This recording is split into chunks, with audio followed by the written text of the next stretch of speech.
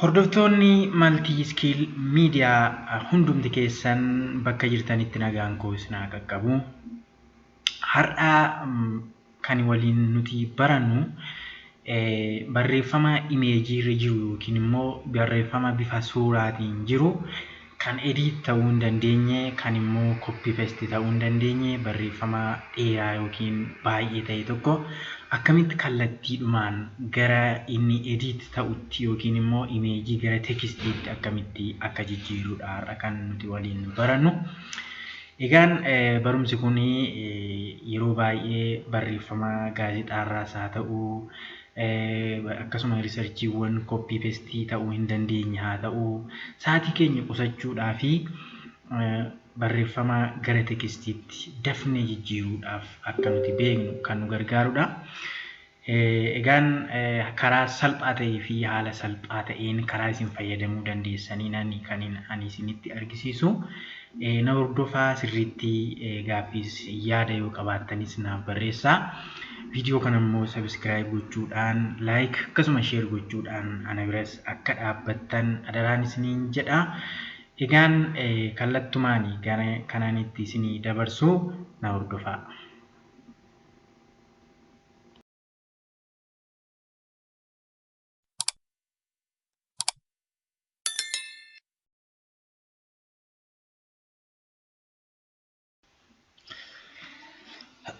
Okay.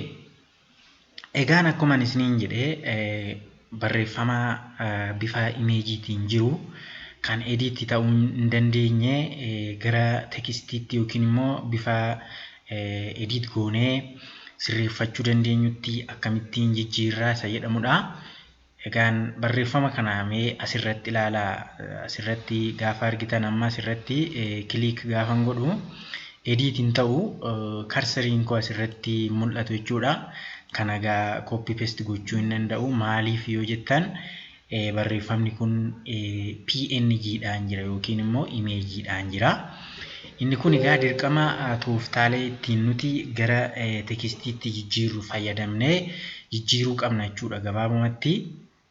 Egaan barreeffama babal'aa barreeffama dhedheeraa yeroo fudhachuu danda'an karaa gabaabaa kana gargaaramnee gara tekstiitti jijjiiruu dandeenya. Fakkeenyaaf kanas yoo ilaaltan bifa imeejiitiin jira. Warreen kana egaa directly edit gochuu hin dandeenyu ganaa yoo harkaan yoo kompiitara keenya irratti barreessine malee jechuudha. Kana hundumaa hir'isuudhaaf egaa kan nuti gochuu qabnu kallattiidhumaan steeppiin isinitti argisiisu kana gargaaramtanii jijjiiruu dandeessu jechuudha. Jalqaba irratti maal goona isinitti fakkaata? Microsoft Word bananna. Microsoft Word keessan hin bantu. Microsoft Word egaa baay'een keenya itti fayyadamna. Microsoft Word keessan erga bantanii booddee imeejii barreeffamni sun ittiin jiru yookiin immoo imeejii sana maal goona seetanii import yoo goona jechuudha. Insert bakka jettu kana tuquudhaan bakka silaa imeejiin nuti jijjiiruu barbaannu sun jiru dhaqnee select gochuudhaan gara Word keenyaatti galchinaa jechuudha. Gara Word keenyaatti galchina.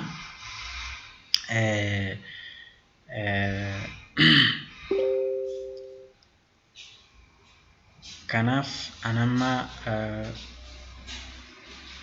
gara imeejichaa deemeetan ittiin import godhachuudha. Import godhaa seenee jira jechuudha. Imeejiin kun seenee jira. Imeejichi gaamma asirratti edit hin ta'u haaluma argaa jirtan kanaan bifa PNG-tiin waan jiruuf kana akkuman Word kootti galcheen maalan godhaa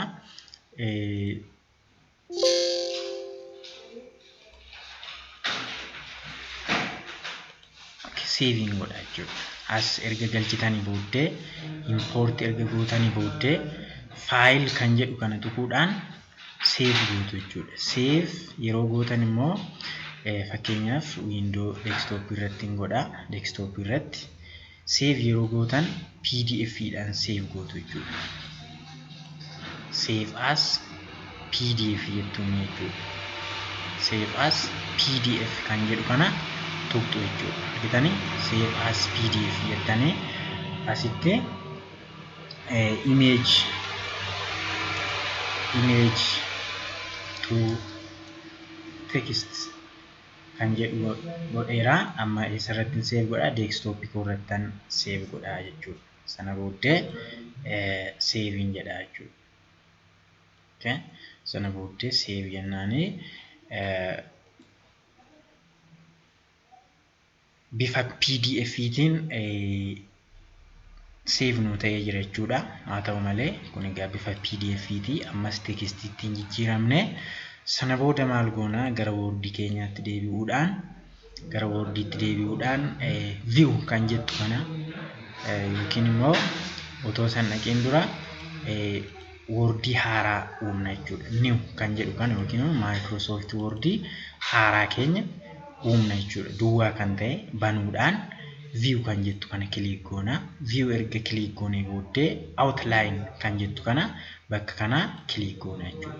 Outline sana click edda goonee booddee show document kan jettu kanatti buutu. Show document click goona. Sana booda insert kan jettu kana click goona jechuudha. Insert kan jettu kana erga click goonee booddee window keenya irra dhufuudhaan yookiin desktop keenya dhufuudhaan barreeffama amma save goone PDF-dhaan save goone kana click goone open jennaan jechuudha. Open jennaani Word will now convert your PDF to an editable Word document jedha. Eeyyee kana kan nuti barbaannu waan ta'eef okay jennaani jechuudha. Okay jennaani. Sana booda barreeffamni keenya uumamee jira jechuudha. Argitanii kana kun egaa cursoriin keenya dhufeera, barreeffama keenya edit gochuu dandeenya.